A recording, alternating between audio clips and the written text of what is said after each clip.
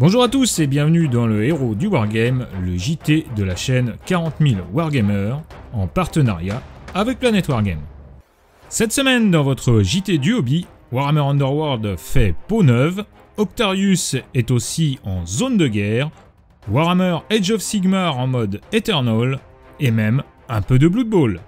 Une fois n'est pas coutume, on commence ce héros du Wargame par l'annonce de sortie de la nouvelle saison de Warhammer Underworld avec Harrowdeep, plongé dans les ombres du royaume d'Ulgu avec de nouvelles règles, de nouvelles cartes, de nouvelles bandes et malheureusement un nouveau prix.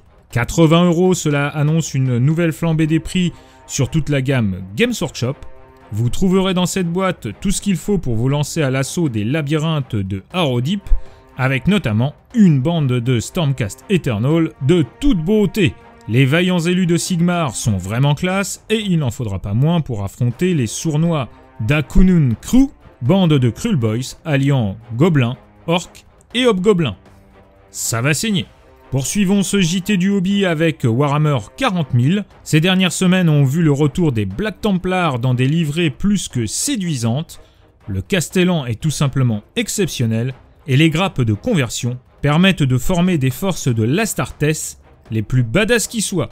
Qu'on se le dise, les Black Templars sont bel et bien de retour, avec en plus des règles qui vont leur permettre de briller sur tous les champs de bataille. On peut dire que c'est ici un sans faute de Games Workshop, et ça fait plaisir. Ces Black Templars sont une des factions avec le background narratif le plus riche, et qui dit narratif, dit zone de guerre. La zone de guerre Octarius nous plonge dans un secteur du même nom, où l'ingérence de l'ancien inquisiteur Cryptman a mené la flotte ruche Léviathan au cœur d'un colossal empire orc. Tout un programme qui va non seulement vous en apprendre plus sur Octarius, mais aussi vous donner des règles avantageuses pour vos tyrannides et vos régiments cadiens. Rising Tide, premier volet de ce supplément croisade, nous semble donc très intéressant. Le seul problème étant qu'on n'a pas encore eu le temps de jouer à ceux précédemment sortis. Donc, que faire? Tous les prendre et jouer à la V9 pendant 5 ans, le temps de tous les terminer? Ou bien faire un choix? Cela nous paraît malheureusement le plus raisonnable.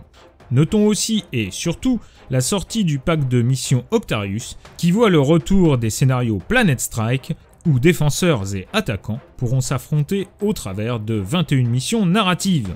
Comme déjà évoqué, chez 40 000 Wargamers, nous sommes totalement fans de ces mission packs, surtout en petit format. C'est là l'occasion de se retrouver dans notre club au fil de parties endiablées, rapides et détendues.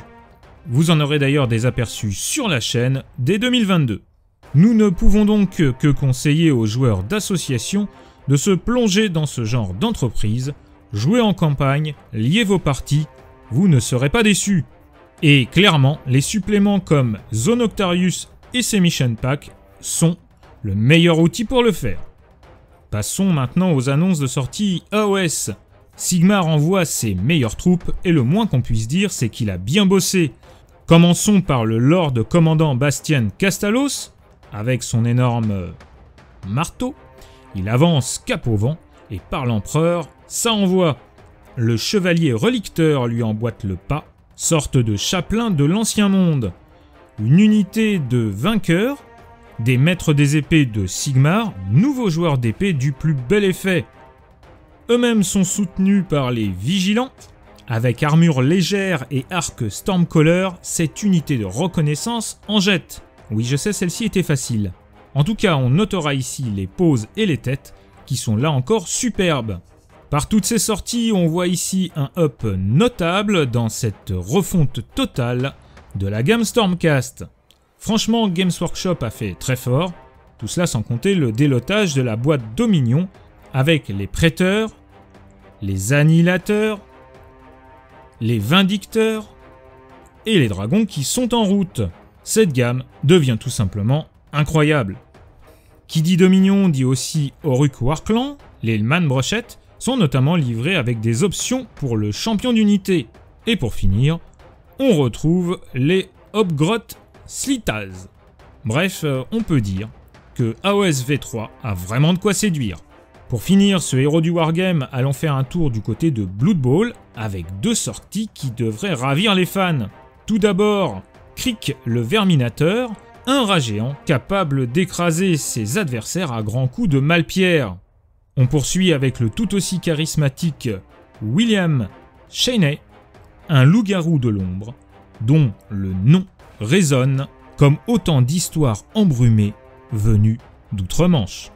Voilà, ce numéro du Héros du Wargame est maintenant terminé. Merci de l'avoir suivi. N'oubliez pas de mettre un petit pouce en l'air, de vous abonner à la chaîne et de la partager autour de vous. Je vous rappelle que vous pouvez aussi soutenir la chaîne sur son Tipeee, car plus que jamais, sans maîtrise, la chagate n'est rien.